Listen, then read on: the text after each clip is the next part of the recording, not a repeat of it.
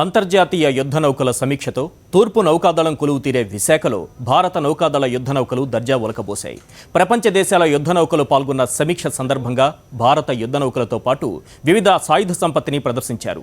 ఈ ప్రదర్శనలు పక్కన పెడితే అసలు మన నౌకాదళం ఎంత పటిష్టం, ఏ మేరకు శత్రు భయంకరం, మన నౌకాదళ సామర్థ్యమేంటి, నౌకాదళ అమ్ముల పొదలోని అస్త్రాలేంటి, వీటిపైనే ఇవాల్టి మ్యాగజైన్ స్టోరీ.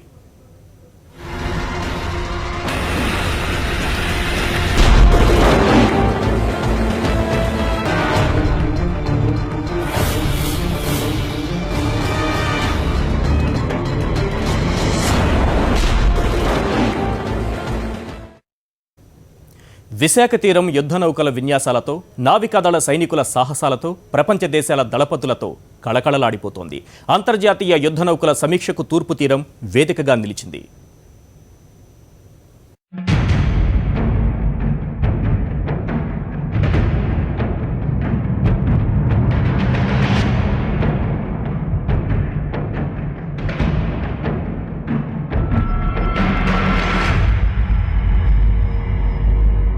ఆంధ్రప్రదేశ్లోని విశాఖ సాగర తీరం యుద్ధ నౌకలతో మెరిసిపోతోంది.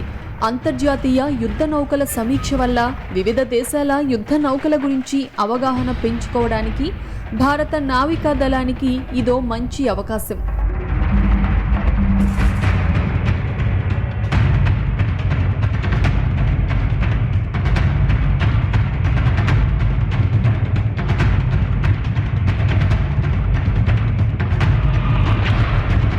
అదే సమయంలో మన సత్తా గురించి ప్రపంచ దేశాలు తెలుసుకునే వీలు ఉంటుంది.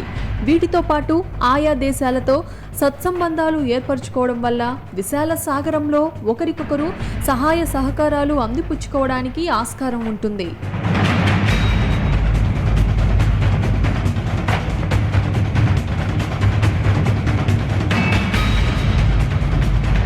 ప్రపంచవ్యాప్తంగా దాదాపు 70 దేశాలకు చెందిన ప్రతినిధులతో పాటు వివిధ దేశాల యుద్ధ నౌకలు సమీక్షకు తరలివచ్చాయి.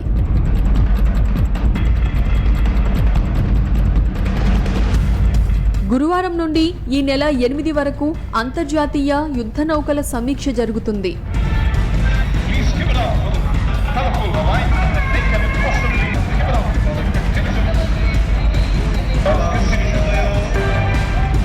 త్రివిధ దళాధిపతి అయిన రాష్ట్రపతి ప్రణబ్ ముఖర్జీ యుద్ధ నౌకలతో పాటు ఇతరితర నావికాదళ బలగాలను సమీక్షిస్తారు.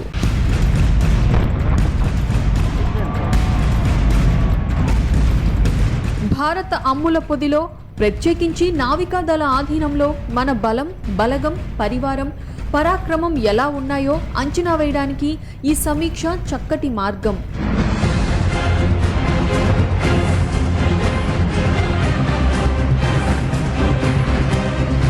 సమీక్షకు ముందు నిర్వహించిన రిహార్సల్ షోలో వివిధ దేశాల దళాలు అద్భుత సాహస విన్యాసాలతో అదరగొట్టారు.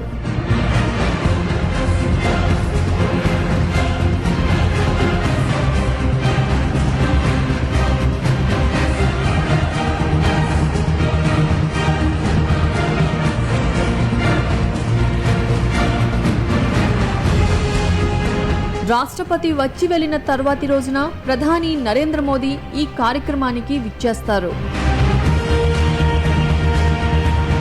అనంత సాగరంలో గస్తీ తిరుగుతూ భారతదేశాన్ని కంటికి రెప్పలా కాపాడుకుంటూ శత్రు దుర్భేద్యమైన రక్షణ కవచంలా ఇండియన్ నేవీ నిరంతరం శ్రమిస్తోంది.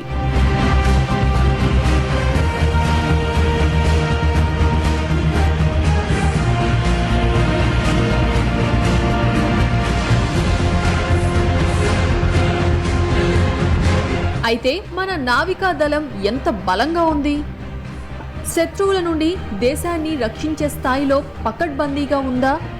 ఏ యుద్ధమైనా అనివార్యమైతే శత్రు సేనలను తరిమికొట్టే స్థాయిలో ఉందా? రక్షణ రంగ నిపుణులైతే భారత నావికా దళం అత్యంత శక్తివంతమైనదిగా ఎదిగిందని అంటున్నారు.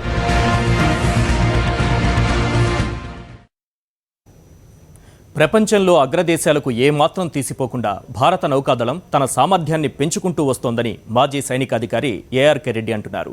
ఏటా భారత నౌకాదళం తన సామర్థ్యాన్ని పెంచుకోవడమే కాకుండా ఎవరితోనైనా పోటీకి సిద్ధంగా ఉండేలా తయారైందని ఏఆర్కే రెడ్డి అంటున్నారు.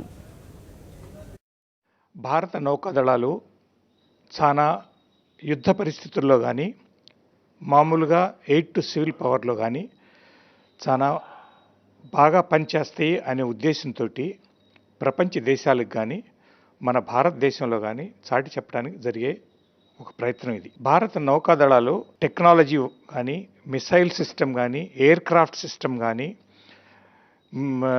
సబ్మెరైన్స్ కానీ న్యూక్లియర్ సబ్మెరైన్స్ కానీ చాలా ఎక్కువ గత 20 ఏళ్లలో చాలా పైకి వచ్చింది. దీన్ని బట్టి మనం చెప్పేది ఏంటంటే అమెరికా, బ్రిటన్, రష్యా, చైనా ఇట్లాంటి పెద్ద పెద్ద దేశాలకి ఉండే నౌకాదళాలతోటి మనం కంపీట్ చేయగల కెపాసిటీ మనకు ఉందని చాటి చెప్తున్నాం. 7 దశాబ్దాల ప్రస్థానంలో భారత నావికాదళం శత్రు దుర్భేద్యంగా రూపుదిద్దుకుంది. ప్రపంచంలోనే అరివీర భయంకర నౌకాదళంగా ఎదిగింది. సాంకేతిక పరిజ్ఞానంలో అగ్రదేశాలకు ఏమాత్రం తీసిపోని విధంగా భారత్ దూసుకుపోతోంది. అఖండ భారతావనికి తీర ప్రాంతంలో రక్షణ కవచంగా వ్యవహరిస్తోన్న ఇండియన్ నేవీ అమ్ముల పొదిలో ఎన్నో తిరుగులేని అస్త్రాలున్నాయి.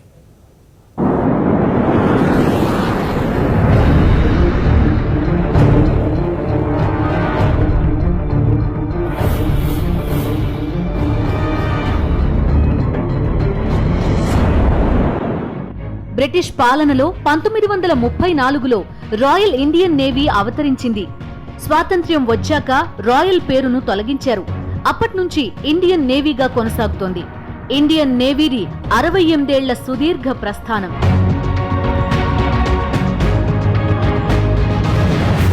శత్రు దేశాల నుండి దేశానికి రక్షణ కల్పించడం కోసం సాగర జలాల్లో నిరంతరం గస్తీలో ఉండే నౌకాదళం ఎటువైపు నుంచి ఏ శత్రువు దూసుకొచ్చినా ధీటుగా సమాధానం చెప్పగల స్థితిలో సమాయత్తంగా ఉంది. శత్రువులు సంధించే అస్త్రాలను తిప్పికొట్టగల సత్తా, శత్రువులను తరిమి కొట్టే శస్త్రాలు సంధించగల ధీరత్వం రెండూ భారత నౌకాదళ సైన్యంలో ఉన్నాయి. త్రివిధ దళ సైన్యంలో మిగతా 2 దళాలతో సమన్వయం సాగిస్తూనే నౌకాదళం దేశాన్ని కంటికి రెప్పలా కాపాడుకొస్తోంది. ప్రపంచ దేశాలన్నింటినీ కలిపే సాగర జలాల్లో భారతదేశమే ఓ యుద్ధ నౌకలా అప్రమత్తంగా ఉంది.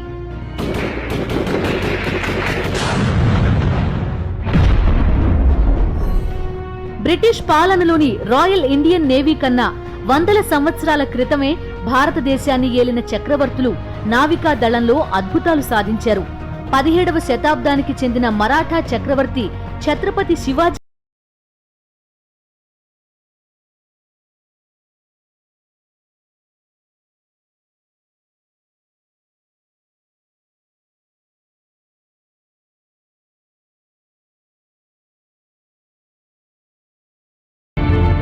చోళ సామ్రాజ్య హయాంతో పాటు మౌర్యులు, శాతవాహనులు, గుప్తులు, పాండ్య, విజయనగర సామ్రాజ్యం, కళింగ, మొఘల్, మరాఠా చక్రవర్తుల కాలాల్లో నౌకాదళం చాలా పటిష్టంగా ఉండేదని చరిత్ర చెబుతోంది. ప్రత్యేకించి 11వ శతాబ్దంలో చోళుల పాలనలో మన నౌకాదళం ఆసియాలోనే అత్యంత శక్తి సామర్థ్యాలతో ఉండేది. చోళుల కాలంలో సముద్ర మార్గాల ద్వారా పెద్ద ఎత్తున వ్యాపారం సాగేది. అయితే మరాఠాల నౌకాదళం మాత్రం మిలిటరీ పరంగా అత్యంత సమర్థవంతమైనదిగా పేరు గడించింది. మరాఠా, కేరళ నౌకాదళాలు పలు యూరప్ నౌకాదళాలను సమర్థవంతంగా తరిమికొట్టిన ధీర చరిత్ర ఉంది.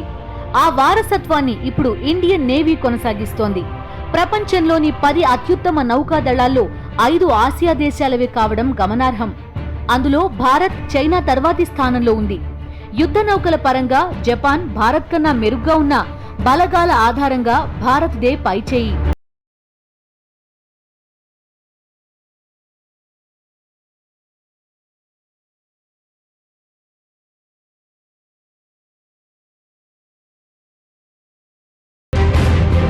విశాఖ, చెన్నై, కొచ్చి, ముంబైలలో భారత నౌకాదళ ప్రధాన బేస్లు ఉన్నాయి. ఇక భారత అమ్ముల పొదిలో అత్యంత కీలకమైనవి ఐఎన్ఎస్ విక్రమాదిత్య, ఐఎన్ఎస్ విరాట్. ఈ 2 కూడా విమాన వాహక యుద్ధ నౌకలు.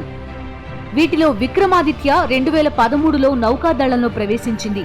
1987లో నిర్మితమైన ఈ యుద్ధ నౌక సోవియట్, రష్యన్ నేవీల్లో సర్వీస్ అందించింది. అయితే కోల్డ్ వార్ అనంతరం దీని నిర్వహణ తలకు మించిన భారం కావడంతో రష్యా దీన్ని పక్కన పెట్టేసింది. దీంతో 2004లో భారత్ దీన్ని కొనుగోలు చేసింది.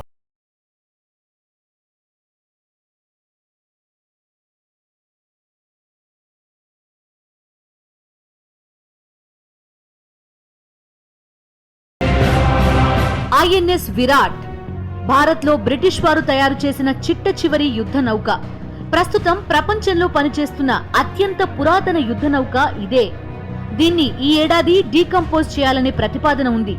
తర్వాత దీన్ని సంగ్రహాలయంగా మారుస్తారు.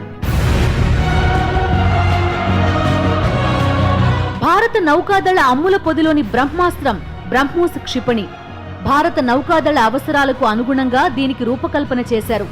300 కిలోమీటర్ల దూరంలో ఉన్న లక్ష్యాన్ని ఛేదించే సామర్థ్యం బ్రహ్మోస్ సూపర్సానిక్ మిసైల్ సొంతం.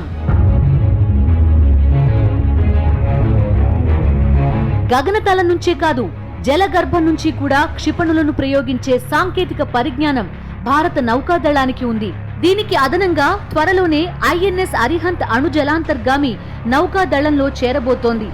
6000 టన్నుల బరువుగల అరిహంత్ విశాఖ పోర్ట్ సిటీలో తయారైంది.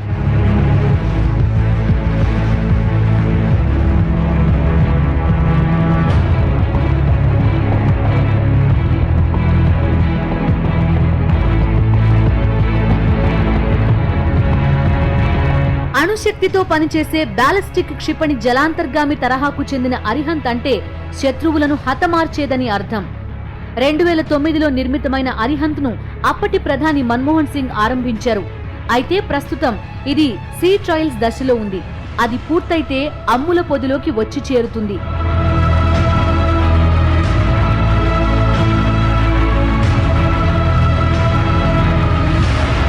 ఇక భారత నౌకాదళంలోనే తూర్పు నౌకాదళానిది ప్రత్యేక పాత్ర. తూర్పు తీరాన దాదాపు 2600 కిలోమీటర్ల పొడవున తీరరేఖ ఉంది. ఈ తీరంలో 7 ప్రధాన రేవులు ఉన్నాయి. విశేషమైన గ్యాస్ నిక్షేపాలు ఉన్నాయి. తూర్పు నౌకాదళంలో మొత్తం 40 యుద్ధ నౌకలు పహారా కాస్తున్నాయి.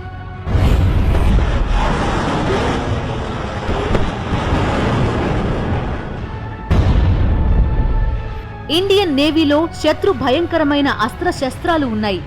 వాటిని ప్రయోగించేందుకు మెరికల్ లాంటి యువకులకు వివిధ రంగాల్లో అద్భుతమైన శిక్షణ ఇస్తారు.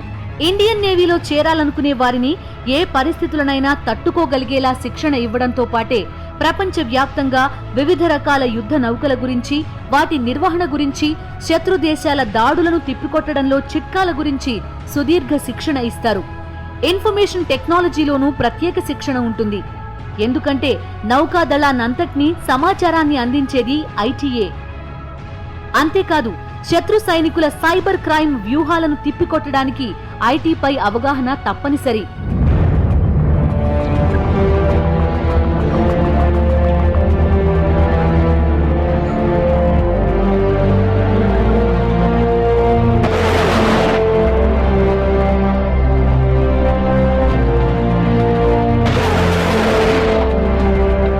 ఇక రకరకాల క్షిపణుల ప్రయోగంపై ప్రత్యేక శిక్షణ ఉంటుంది. యుద్ధ నౌకల తయారీలో రష్యా వంటి మిత్ర దేశాల సాయాన్ని అందిపుచ్చుకోవడంతో పాటు స్వదేశీ పరిజ్ఞానాన్ని పెంపొందించుకోవడంలో భారత్ విశేష కృషి చేస్తోంది. డిఆర్డీఓ వంటి సంస్థలు ఈ క్రమంలో కీలక పాత్ర పోషిస్తున్నాయి. అన్నీ కలిసి భారత నౌకాదళాన్ని శత్రు దుర్భేద్యంగా తీర్చిదిద్దుతున్నాయి.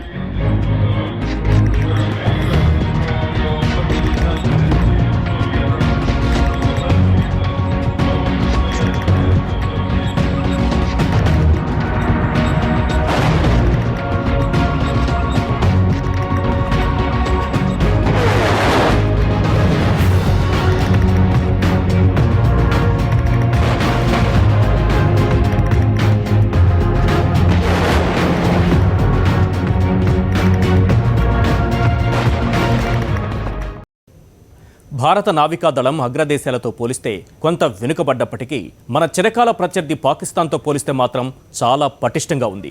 నావికాదళ విషయంలో పాకిస్తాన్ ఏ విధంగానూ భారత్తో పోటీ పడే స్థితిలో లేదనేది రక్షణ రంగ నిపుణుల వాదన. ఒక్క సబ్మెరైన్స్ విషయంలో మాత్రం పాకిస్తాన్ మెరుగ్గా ఉందంటున్నారు. భారత సైనిక బలగాలు, ఆయుధ సంపత్తి, ఇతరత్రా సత్తాలు ప్రపంచ దేశాలతో పోలిస్తే ఎలా ఉన్నప్పటికీ మనకి ప్రియమైన శత్రువు మాత్రం మన దాయాది పాకిస్తానే.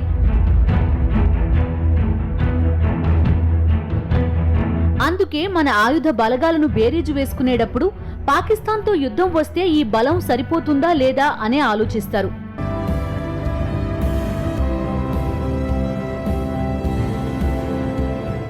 ఆ కోణంలో ఆలోచిస్తే పాకిస్తాన్ కంటే భారత్ 3 రకాల సైన్యాల్లోనూ కూడా పటిష్టంగా, దుర్భేద్యంగా ఉంది. నేవీ విషయానికొస్తే అసలు పాకిస్తాన్తో మనకి పోలికే లేనంతటి బలమైన స్థితిలో ఉన్నాం.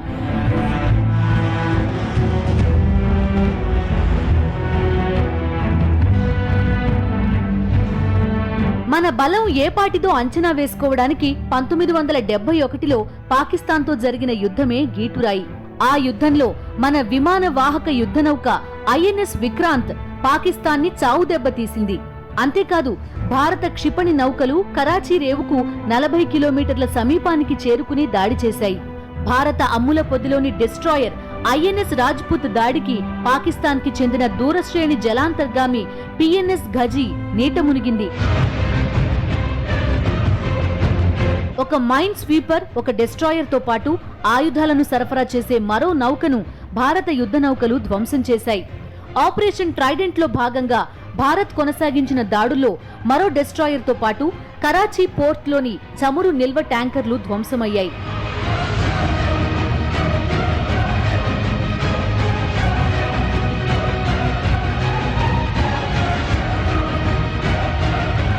డిసెంబర్ 4న ఈ విజయాన్ని సాధించడంతో అప్పట్నుంచి భారత నౌకాదళ దినోత్సవాన్ని డిసెంబర్ 4న నిర్వహించుకోవడం ఆనవాయితీగా వస్తోంది.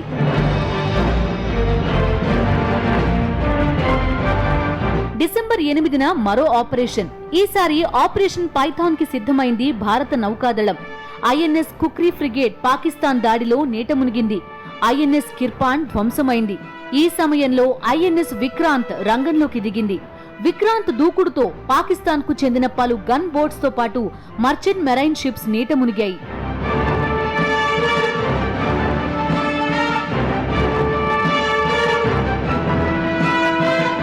ఈ స్థితిలో పాకిస్తాన్ కు మిత్ర దేశంగా ఉన్న అమెరికా టాస్క్ ఫోర్స్ 74 ని పంపింది. భారత్ కు మిత్ర దేశమైన సోవియట్ యూనియన్ వెంటనే రంగంలోకి దిగి సబ్మెరైన్లను పంపింది. సోవియట్ సబ్మెరైన్లు అమెరికన్ టాస్క్ ఫోర్స్ ని హిందూ మహాసముద్రానికి దూరంగా వెళ్లేలా దారి మళ్లించాయి. ఇదే సమయంలో భారత నౌకాదళం తిరుగులేని పరాక్రమంతో దూసుకుపోయి దాడి చేసింది. దీని ఫలితంగా భారత్ పాకిస్తాన్పై మరపురాని విజయాన్ని సొంతం చేసుకుంది.